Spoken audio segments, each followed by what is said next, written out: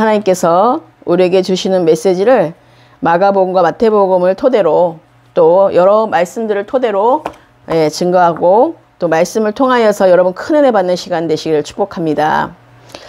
네, 우리의 신앙생활은요, 처음부터 끝까지 말씀과 성령에 조화된 삶을 살아야 돼요. 말씀으로만 가도 그것이 성령의 조명함이 없기 때문에 우리가 육신의 말씀이 될 수가 있기 때문에 우리가 자기 의로 말하는 말씀이 될 수 있기 때문에 말씀과 성령은 함께 가야 되는 것이죠. 그래서 우리가 오늘 말씀과 성령의 조화가 얼마나 중요한지에 대해서 여러분 또 알고 우리가 그 마음에 깊이 새겨지는 시간 되시기를 축원합니다. 하나님께서 말씀과 성령의 조화가 처음부터 하나님의 방법이었다라는 것이에요. 그래서 하나님께서 놀랍게 역사할 때마다 거기에는 항상 말씀과 성령의 조화가 있었다라는 것입니다. 그래서 구약의 여호수아 시대 때나 지금 오늘날 그리고 또 지금 우리에게 그 모든 신약이나 구약이나 모든 것들에 하나님이 조화로 인도하시는 것들을 우리가 살펴보고 하나님께서 그렇게 구약과 신약의 말씀과 성령이 함께 있다라는 것을 우리가 이 시간 발견하면서 네 가지 말씀을 통하여서 네 가지로 우리에게 주시는 하나님의 그 마음을 우리가 알고 우리 하나님께 집중하는 시간 되시기를 기도합니다. 자, 여호수아 첫 번째가 여호수아 시대에 나타난 말씀과 성령의 조화가 곧 하나님의 교제의 삶입니다. 그래서 여호수아 1장 7절 8절에 보시면 여호수아는 놀라운 역사를 경험하고 있죠. 우리가 여호수아 1장 7절에서 8절 말씀에 보시면 오직 강하고 극히 담대하여 나의 종 모세가 내게 명령한 그 율법을 다 지켜 행하고 우로나 자로나 치우치지 말라. 그리하면 어디로 가든지 형통하리니 이 율법책을 내 입에서 떠나지 말게 하며 주야로 그것을 묵상하여 그 안에 기록된 대로 다 지켜 행하라. 그리하면 내 길이 평탄하게 될 것이며 내가 형통하리라. 그렇게 말씀합니다. 하나님께서 이 말씀에 그는 바로 모세를 가장 가까이서 본 그 사람이었고 여호수아가요. 모세 다음으로 하나님의 모든 역사들을 가장 가까이서 직접 목도한 사람이었어요.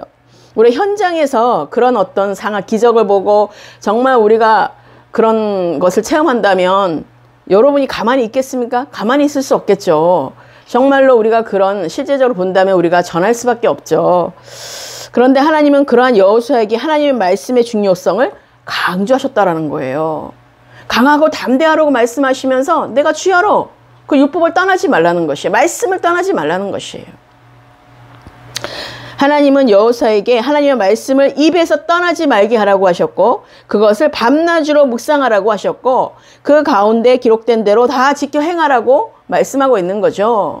우리가 그 모든 것들이 신앙의 본질 가운데 있는 그 모든 것들을 하나님이 말씀해 주시는 거예요. 우리가 하나님을 첫 번째 사랑하고 우리가 하나님을 알고 사랑하는 그것이 우리가 기본적인 건데 그것을 통하여서 우리가 말씀을 지키는 자가 되라고 말했죠. 그래서 규례와 법을 지키라고 말씀하셨는데 우리가 그런 것처럼 여기 여호수아 시대 때도 마찬가지로 그렇게 명령하시고 말씀하시고 계셨다라는 것이에요. 그래서 우리의 신앙은 이토록 철저하게 하나님의 말씀에 기초해야 된다라는 사실인 것이에요. 그래서 우리가 하나님의 말씀을 아는데 그칠 것이 아니라 철저하게 말씀대로 사는 삶이 되어야 된다는 거죠. 그래서 우리의 입술이 육신의 말을 다 끊어지고 하나님의 말씀하시는 입술을 우리 훈련되어져야 돼요. 그렇지 않으면요 우리의 입술은 밀가루듯이 계속해서 사단이 우리의 입술을 노리고 있거든요. 그래서 우리의 언어를 통하여서 내 말씀대로 이루어질지어다라고 말씀하셨는데 내 믿음대로 될지어다 내가 말한 대로 된다고 하나님께서 말씀하시고 계시는데 사단은 계속해서 우리의 입을 계속 훔쳐가는 거죠. 계속해서 우리의 입을 계속해서 저주하도록 우리의 입을 계속해서 정말 싸우도록 우리의 입술을 계속해서 제어하지 못하도록 그래서 야고보서 3장 말씀에 그러죠. 사람이 성을 내므로 인해서 하나님의 의를 이루지 못한다고 말씀하고 있어요. 그러니까 우리가 입술에 어떤 입술을 벌리냐에 따라서 자기의가 나오는 입술이 나오면 자기의의 열매를 맺는 것이고 우리가 하나님의 의 가운데 말씀을 전하면 그게 하나님의 의의 열매를 맺는 것이에요. 그래서 우리의 입술을 지키는 것이 너무 중요해요. 그렇기 때문에 여호수아에게 내 입술에 계속해서 말씀을 계속해서 떠나지 말라고 하시는 거예요. 그 말씀이 누구시기 때문에 그렇습니까? 하나님이시기 때문에. 그 말씀은 하나님이 말씀하시는 거고 하나님의 음성이기 때문에 우리가 그것을 떠나서는 안 된다는 것이에요.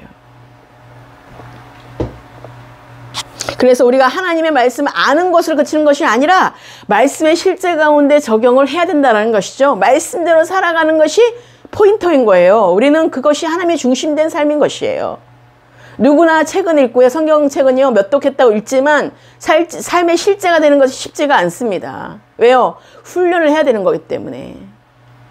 그러니 얼마나 강하고 담대하라고 말씀하시면서 왜 하나님께서 우리 여호수아에게 그 말씀을 떠나지 말라고 했겠습니까?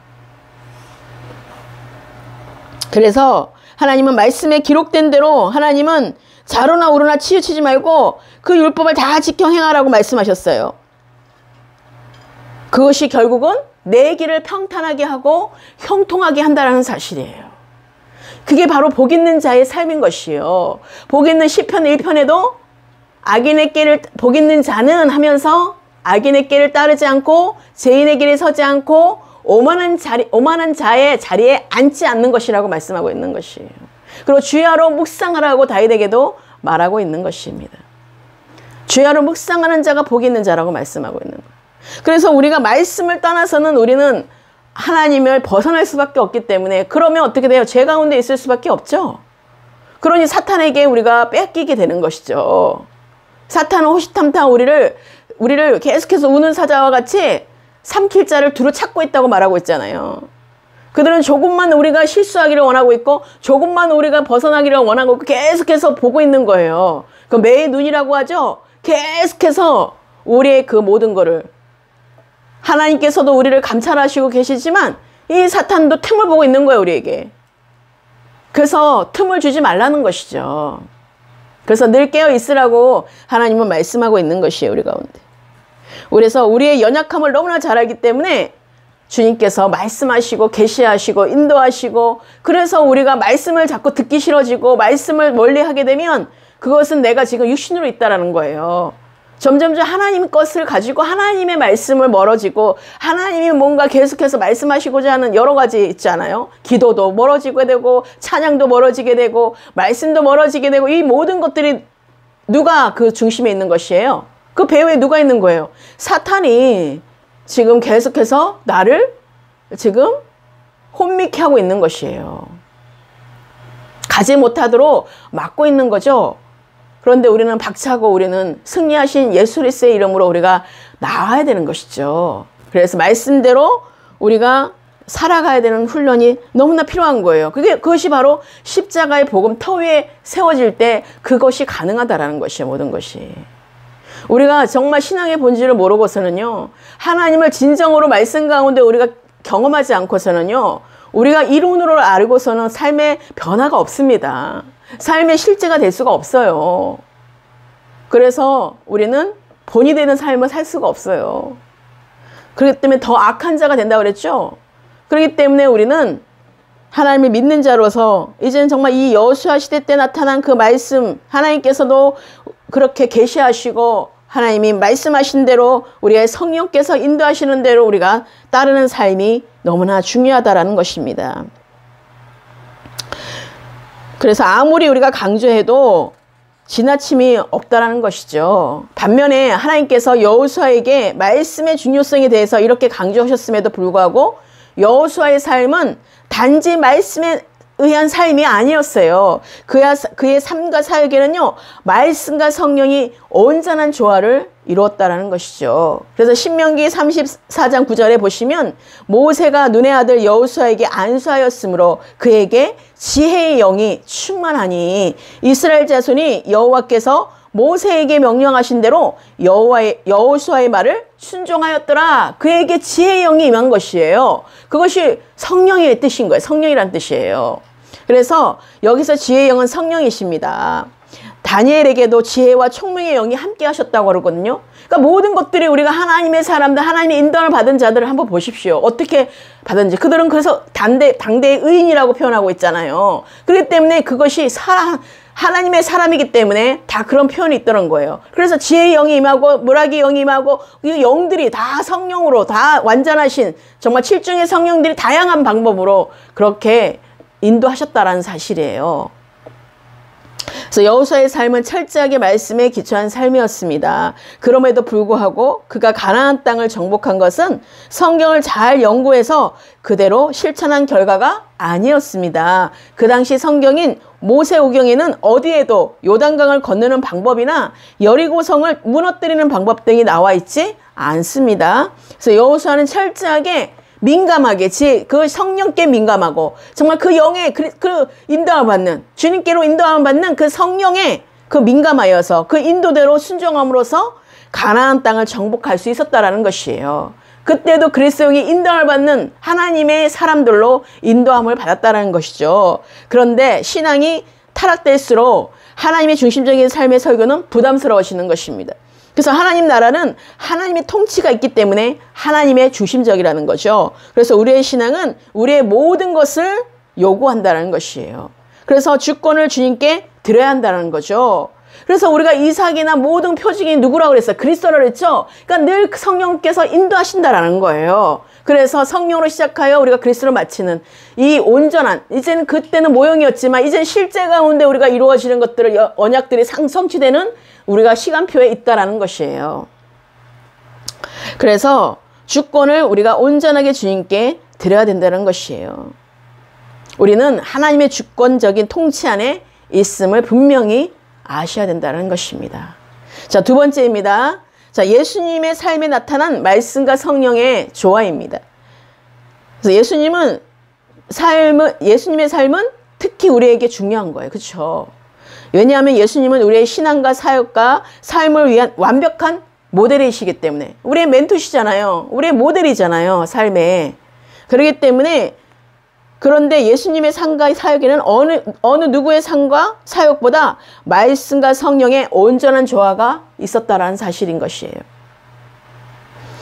작은 첫 번째가 바로 예수님을 통한 말씀과 성령의 조화입니다. 오늘 말씀 중에 마태복음 21장 27절에 보시면 이르시되 우리가 다른 가까운 마을들로 가자 거기서도 전도하리니 내가 이를 위하여 왔노라 하시고 이에 온 갈릴리에 다니시며 그들의 여러 회당에서 전도하고 또 귀신들을 내쫓으시더라. 마가복음 1장 21절 이하의 사건은요, 마가가 기록한 예수님의 공생애의 첫 번째 사건입니다.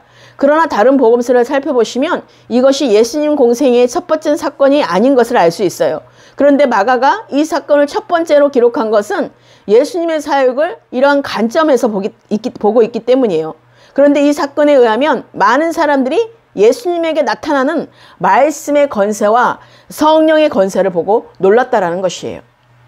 마가복음 1장 38절에 예수님께서 전도하러 오셨다는 말씀은 말씀을 선포하러 오셨다는 것이에요. 전도하러 왔다는 것은. 주 예수를 믿으라 그래야만 너와 내 집에 구원을 얻으리라 라고 우리가 말씀을 선포해야지 그것이 전도라는 것이에요. 그 전도가 뭐지? 그냥 뭐 사람들에게 복음을 전한다? 그럼 무엇을 전하는데요? 복음을. 말씀을 선포하는 것이에요. 주님의 주신 말씀을. 그런데 바로 그 다음 절을 보아도 알 수 있듯이 예수님께서 말씀하시는 선포는 단순한 그 말씀을 전하는 것이 아니라 말씀을 전하고 성령의 사역을 했다라는 것이에요. 그들에게 말씀을 전하고 그 말씀을 끝나지 않고 어떻게 돼요? 치유가 일어나고 회복이 일어나는 역사가 일어난다는 것이에요. 실제적으로 귀신이 쫓겨나가고 실질적으로 그들이 억압되어 있는 것들이 그 말씀을 통하여서 풀어지는 것들을 보게 된다는 것이. 실제로 살아계신 하나님의 능력, 바로 성령의 그 건세한 능력을 하나님께서 보여주신다는 사실인 것이에요. 하나님의 영이 임하는 것들을 보여주시는 거예요. 이처럼 예수님의 사역에는요, 말씀의 건세와 성령의 능력과 건세가 정확하게 조화를 이루고 있다는 것이에요. 예수님의 그 사역과 삶과 사역에서 이 두 가지는 별개가 아니라 같이 동반되어져 있다는 것입니다. 그래서 예수님께서 그중 한 가지만 언급하셔도 그 속에는 나머지 한 가지도 자동적으로 포함되어 있기 때문에 말씀과 성령은 같이 간다. 우리가 정말 주님의 말씀을 선포할 때에 우리 마음에 치유가 일어나게 되고 회개가 일어나게 되고 그 말씀을 따라서 우리가 정말 인도를 받는다면 그것이 성령의 역사라는 사실이에요. 성령께서 영이 운행하신다는 거예요. 그리스도 영이, 하나님의 주의 영이 임한다는 사실이에요. 그렇기 때문에 우리가 변화가 되는 것이고 바뀌는 것이고 이전 것은 지나가고 새 것이 되는, 그러니까 새로운 새 생명을 받은 몸이 된다는 사실이에요. 우리가 새 생명을 받지 않고 우리가 그 기적들을 우리가 볼 수가 없다는 거죠. 그렇기 때문에 그 기적을 보면 그 기적으로 끝나는 것은 그것이 하나님께로 온 것인지 아닌지를 알 수가 있다는 거예요. 정말 하나님의 말씀과 성령의 조화가 이루어진다면 우리는 분명하게 변화된다는 것이에요. 분명하게 우리는 바뀐다는 것입니다. 이전의 삶과 다르게 된다는 것이에요. 이것이 바로 분별할 수 있는 바로 조건이 될 수 있다는 것이에요. 그래서 정확하게 그 성령의 능력의 건세가 정확하게 조화를 말씀과 이루고 있다는 거죠. 그래서 그만큼 예수님의 삶과 사역 속에는 말씀과 성령이 하나라는 것이에요. 이러한 사실은 다른 복음서에 나오는 예수님의 사역에 대한 요약을 보아도 확실히 알 수 있다는 거죠. 그래서 성부와 성자와 성령의 이름으로 우리가 세례를 받게 되는 것이죠. 그래서 하나님께서 우리 작은 두 번째입니다. 예수님께서 전하신 하나님의 말씀입니다. 예수님의 삶과 사역 속에서 나타난 말씀과 성령의 조화를 이해함에 있어서 말씀과 성령의 성격에 대해서 살펴보는 것이 매우 중요한데요. 우선 예수님은 우리가 매일같이 우리가 십자가 복음도 살펴보고 여러 가지로 우리가 신앙의 본질도 보고 하나님을 아는 것과 사랑하는 것도 보고 여러 같은 말씀에 의한 삶을 그렇게 예수님은 우리가 그렇게 공부한 것처럼 다 사셨던 분이세요. 그렇죠? 그래서 예수님께서 전하신 말씀에 그 말씀들을 보시면 한마디로 요약하면 그것은 하나님 나라의 말씀이셨다는 것이에요. 그래서 하나님 나라는 하나님의 주권적인 통치를 가리키는 말로서 하나님께서 우리의 삶의 모든 영역에 임재하셔서 왕으로 다스리시고 통치하시는 삶을 말씀하고 있는 것이에요. 이제는 내가 사는 것 아니라 내 안에 사시는 그리스도께서 사시는 대로 우리가 이제 살아가야 되는 거죠. 그렇다면 우리는 지금 이 순간 우리가 어떻게 살아야 되겠냐 이거예요. 여호수아 시대 때도 그렇게 뒷받침한 삶이었는데 우리가 지금 오늘날 예수님이 오시고도 이제 그리스도께서 오시는 정말로 예수 그리스도께서 온 복음이 우리 가운데 임했는데 실제 가운데 우리가 나타나셨는데 우리는 어떤 삶을 살아야 되냐 이거예요. 그래서 마가복음 1장 15절 말씀을 보시면 이르시되 때가 찼고 하나님의 나라가 가까이 왔으니 회개하고 복음을 믿으라 하시더라. 이때 복음을 전했단 말이에요. 그렇다면 우리는 지금 어떤 시대냐 이거예요. 우리는 복음을 받은 세대예요. 복음을 받았다면 이 복음을 받은 사람이 어떤 삶을 살아야 되냐 이거죠. 예수가 그리스도라는 복음을 우리가 받았어요. 그래서 하나님께서 말씀하신 것이 예수님께서 전하신 말씀의 가장 주된 주제가 바로 하나님 나라예요. 그렇다면 우리가 복음을 받은 사람은 어떤 삶을 살아야 되냐? 하나님 나라의 삶을 살아야 되는 것이에요. 하나님 나라의 삶을 사는 우리가 공부를 해야 되는 거죠. 하나님 나라에서 어떤 삶을 살아가는지를 이 땅 가운데 우리가 배우고 우리가 정말 조정하고 하나님 나라를 위해서 갈망하고 하나님 나라에 대해서 우리가 말씀을 선포하고 하나님 나라에 대해서 우리가 더 알기를 사모해야 된다는 것이에요. 마태복음 13장 44절 46절 다시 읽어보시겠습니다. 시작. 마치 밭에 감추인 보화와 같으니 사람이 이를 발견한 후 숨겨두고 기뻐하며 돌아가서 자기의 소유를 다 팔아 그 밭을 사느니라. 또 천국은 마치 좋은 진주를 구하는 장사와 같으니 극히 값진 진주 하나를 발견함에 가서 자기의 소유를 다 팔아 그 진주를 사느니라. 그렇죠? 네, 46절까지요. 그래서 우리가 세상의 사람들도 루이 부통이니 샤넬이니 사고 싶어가지고 전 재산을 막 어떤 것도 다 팔아가지고 그 하나를 사기 위해서 그렇게 하는 사람도 있잖아요. 근데 우리는 지금 천국에 지금 뭐를 발견한 것입니까? 보화를 지금 발견한 거예요. 그렇죠? 보화를 발견했다면 우리가 그것을 지금 사셨습니까? 정말 기쁘십니까? 근데 기쁨이 없잖아요, 여러분. 정말 내가 천국에 정말 보화를 발견한 자가 맞습니까? 오히려 루이보땡을 더 좋아하지 않습니까? 아니면 샤넬을 더 좋아하지 않습니까? 하나님보다도 우리가 진주, 내가 있는 값진 진주가 내가 보이는 그 진주가 더 좋지 않습니까? 정말 하나님 나라의 값진 진주로 내가 발견했다면 우리가 세상에서도 그걸 사려고 그 난리를 치는데 그렇게 헌신하고 그렇게 많은 것들을 투자하기도 하고 그러는데 우리는 지금 하나님을 지금 발견한 자의 모습이 어떤지를 한번 조명받아 보세요.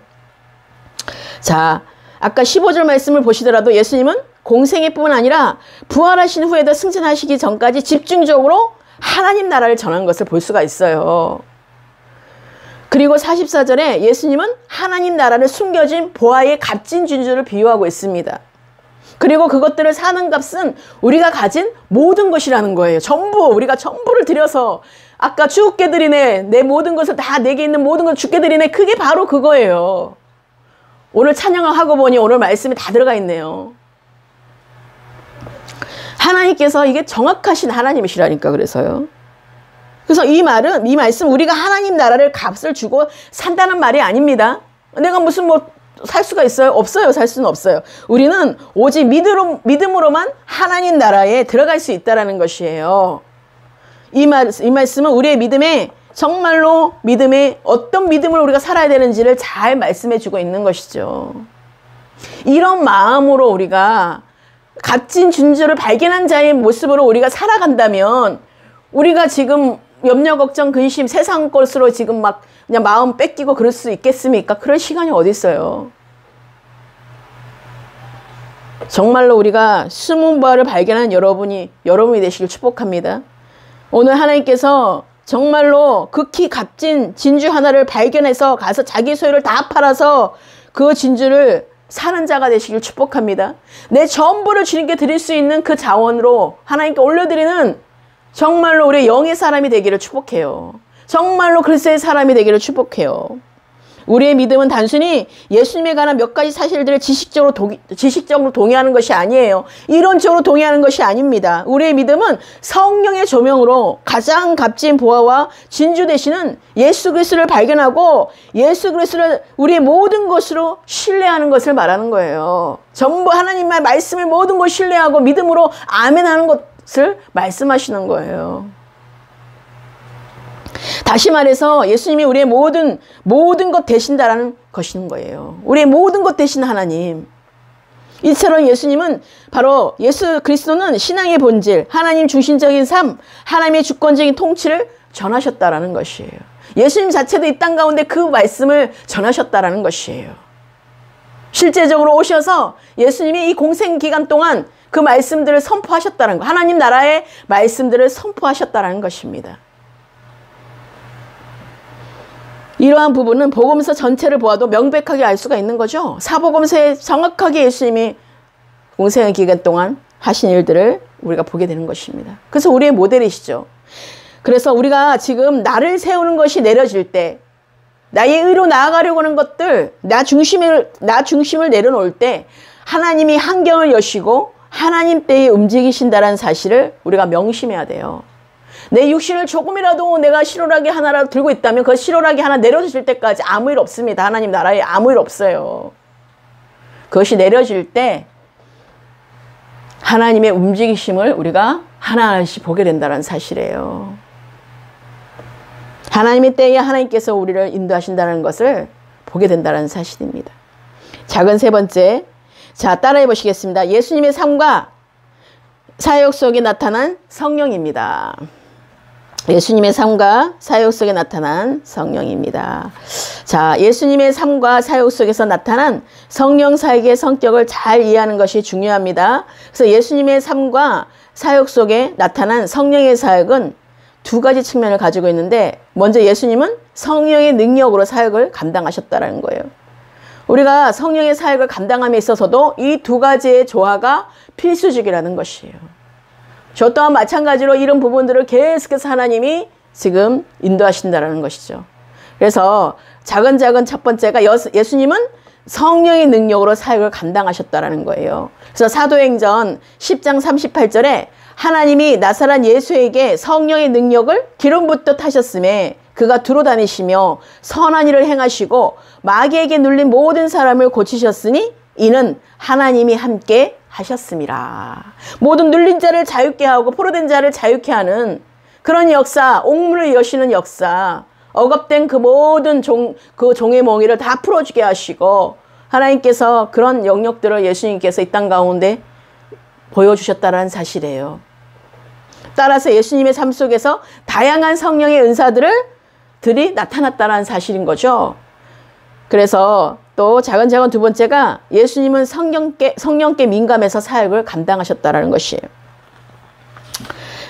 네, 예수님은 성령의 능력을 사역을 감당하실 뿐만 아니라 성령께 민감하셔서 사역을 감당하셨다는 거예요. 즉 성령의 능력을 사역을 감당하시되 철저하게 하나님과의 친밀한 교제 가운데 성령을 따라 사역을 감당하셨다는 것입니다. 그래서 요한복음 5장 19절 20절 네, 19절 20절 그러므로 예수께서 그들에게 이르시되 내가 진실로 진실로 너희에게 이르노니 아들이 아버지께서 하신 일을 보지 않고는 아무것도 스스로 할 수 없나니 아버지께서 행하시는 그것을 아들도 그와 같이 행하느니라. 아버지께서 아들을 사랑하사 자기가 행하시는 것을 다 아들에게 보이시고 또 그보다 더 큰 일을 보이사 너희로 놀랍게 여기게 하시리라. 그래서 하나님의 어떤 계획하심에 있을 때 먼저 하나님이 부르신 자를 먼저 알게 하신다라는 거예요.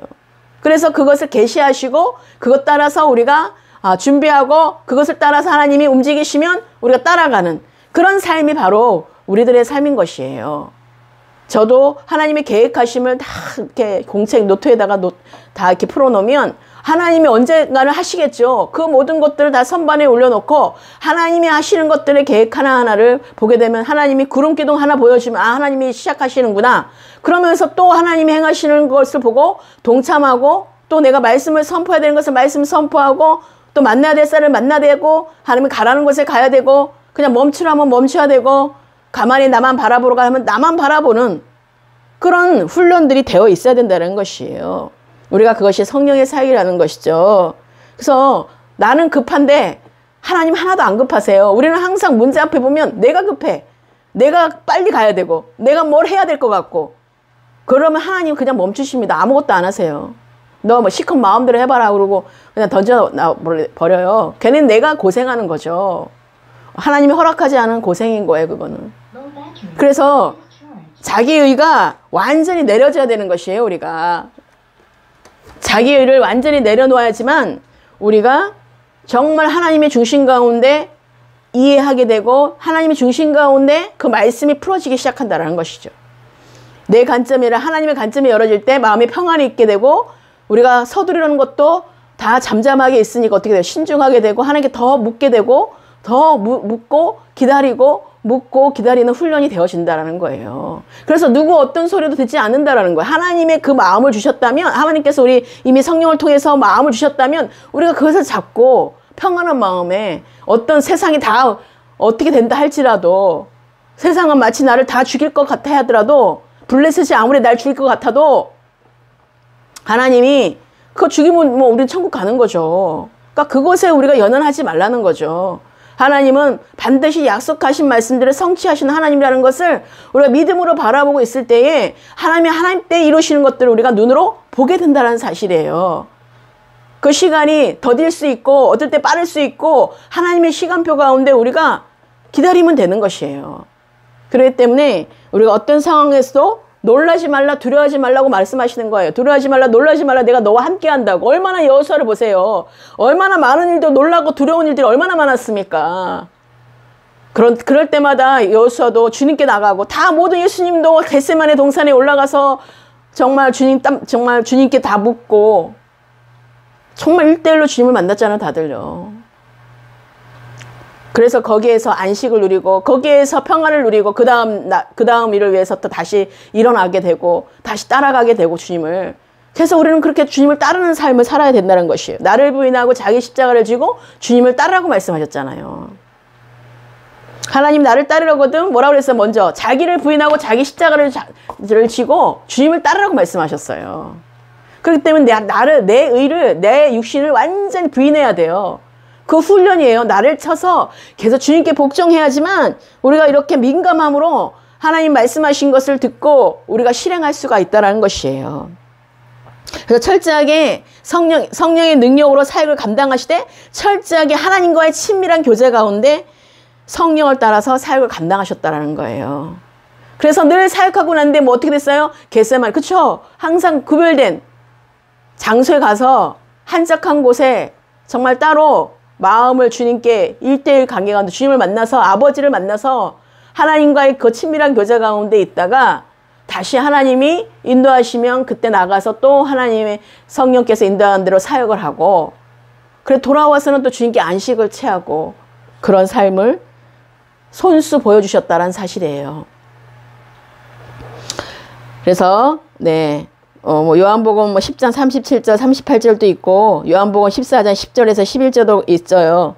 아버지께서 내 안에 계셔서 그의 일을 하시는 것이라. 내가 아버지 안에 거하고 아버지께서 내 안에 계심을 믿으라. 그렇지 못하겠거든 행하는 그 일로 말미암아 나를 믿으라 라고 이렇게 예수님이 요한복음에 말씀하고 있어요.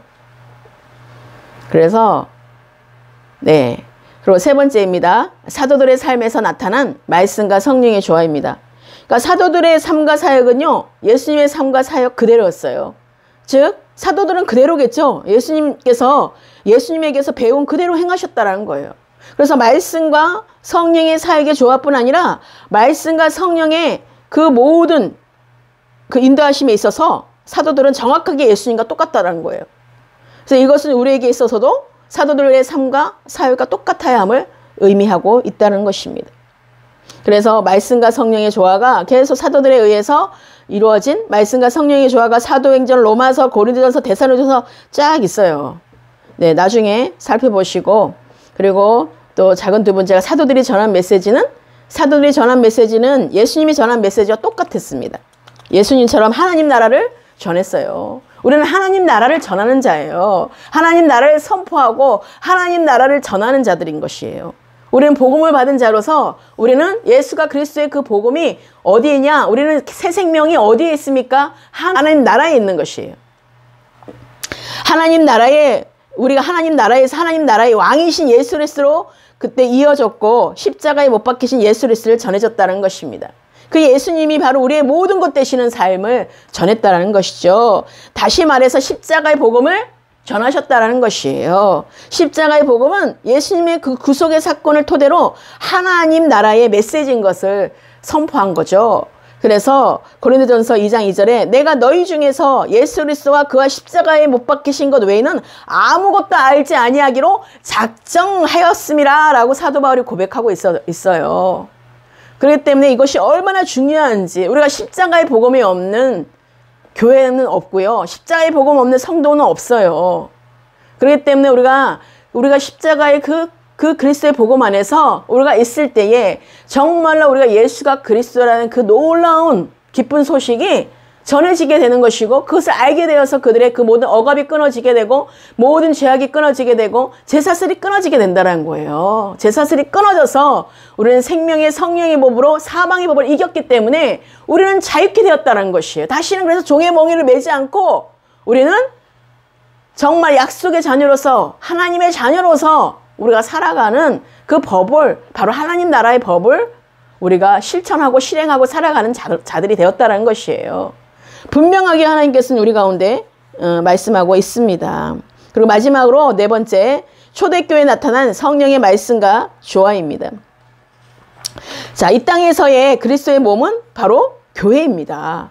그러므로 무엇보다 교회 가운데 말씀과 성령의 조화가 있어야 되는 것이죠. 그래서 우리의 그리스도의 몸된 교회의 지체들로 한 분 한 분이 다 하나님의 그리스도의 분량을 채우시고 한 몸, 머리 대신 그리스도께서 한 몸에 한 자손 한 분밖에 안 계셔 그리스도. 그런데 우리가 손과 팔을 다리 모든 그 지체를 주신 거예요. 지체를. 그 지체를 주지 않았다면 우리는 어디에도 속할 수가 없는 자인 것입니다. 그래서 우리는 그리스도 안에서 속한 자예요. 그래서 모든 말씀들이 그리스도 안에서 편지를 했고요. 그리스도 안에서 사도 바울도 계속해서 편지를 보낸 것이 누구에게 보낸 것입니까? 그리스도 안에 있는 성도들에게 전한 편지예요. 그리스도 안에 있는 성도들에게 한번 다 읽어보십시오. 그렇죠? 그렇기 때문에 우리가 그리스도 밖에 있는데 그거를 이 말씀을 적용할 수가 없는 것이에요. 그리스도 안에 있는 성도들에게 사도 바울이 계속해서 편지를 보낸 것이고요. 서신서에 보시면 그 모든 것들을 권면도 하는 것이고요. 그 모든 것들을 알게 하는 거고요. 말씀을 선포하는 것입니다. 그래서 우리는 깨어있는 자가 되어야 된다는 것이에요. 우리가 하나님께 선택받은 자로서 우리가 정말 하나님의 자녀인 것을 나타내야 되는 것이에요. 알곡과 가라지가 그대로 두라고 말씀하신 게 무슨 이유겠습니까? 알곡과 가라지 그대로 두라. 마지막까지 하나님 보시겠다라는 거예요. 그들이 중간에라도 정말 훈련받는데 마지막까지도 하나님 보시는 거예요. 우리 가운데. 끝까지 여러분들 승리하시길 축복합니다. 우리는 이미 승리하였지만 우리가 그 길을 쫓아가야 되는 것이요. 따라가야 되는 것이요. 끝난 게 아니라 멈춰서는 안 된다는 거죠. 승리의 그 길로 완주해야 된다는 사실이에요. 이기는 자로서의 완주하는 그 길로 주님과 또 똑같이 따라가야 된다는 것입니다. 그래야지만 우리가 완성이 이루어지는 것이에요. 바로 초대교회에 나타난 그 말씀과 성령의 조화가 바로 그 길을 제시해 주신 것이죠.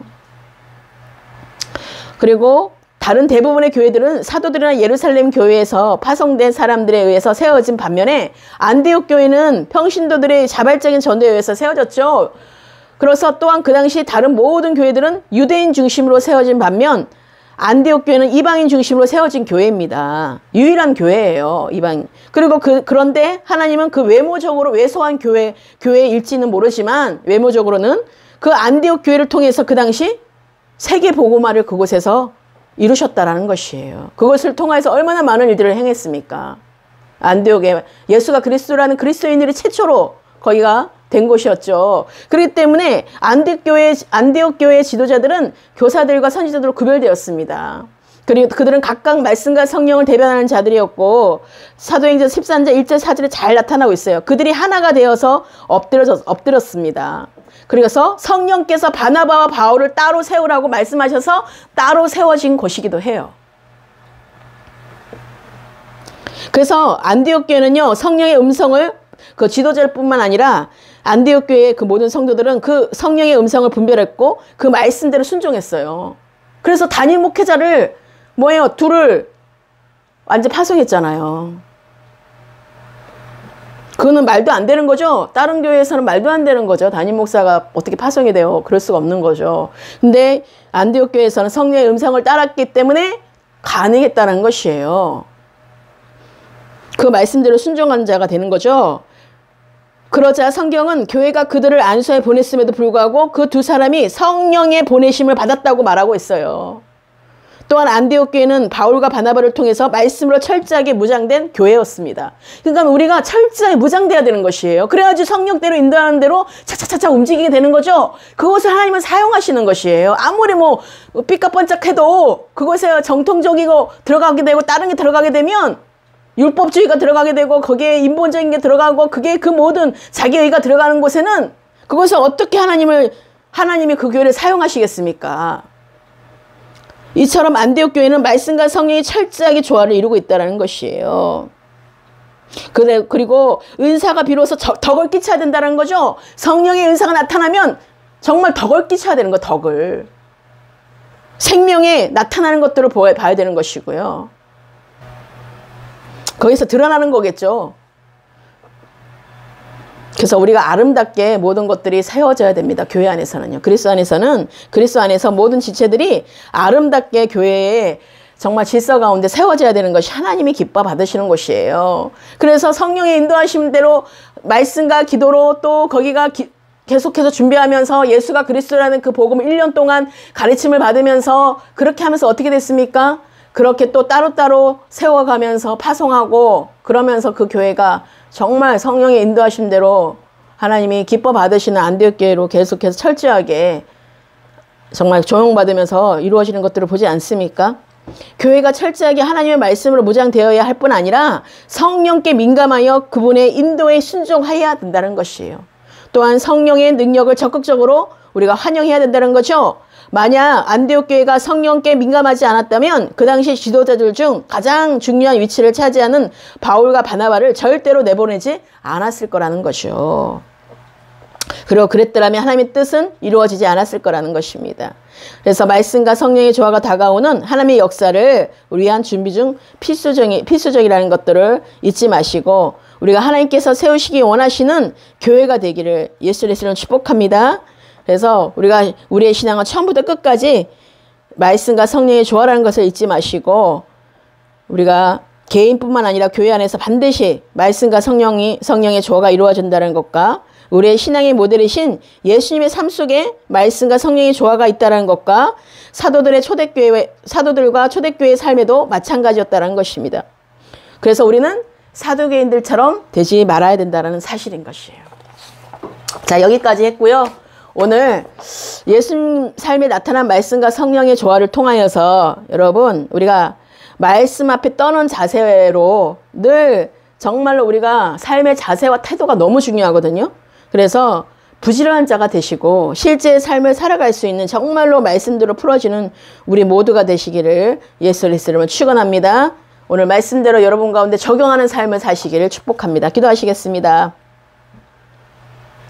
사랑의 주님 감사합니다. 오늘 예수님의 삶에 나타난 말씀과 성령의 조화를 통하여서 하나님 여호수아 시대 때나 또 아버지 예수님의 그 시대 때나 또 사도들의 시대 때나 또 초대교회 시대 때나 변함없이 하나님의 말씀과 성령의 인도하신 대로 그 모든 것들을 이루시는 것들을 보면서 우리가 어떤 삶을 살아야 되는지를 명확하게 오늘 말씀을 통해서 듣게 하시고 알게 하심을 참으로 감사드립니다.